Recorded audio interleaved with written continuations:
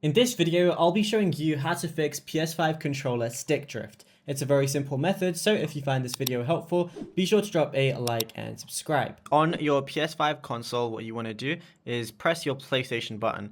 Then go over all the way to the right and you're going to see accessories as one of the options. Then go to your DualSense wireless controller, then go over to controller settings. Now over here, you want to make sure that your device software is completely up to date. If it's not up to date, that could literally just be one of the reasons why your controller has stick drift. So you want to make sure it's on the latest version whenever you're going ahead and playing the game, and you should definitely see a difference.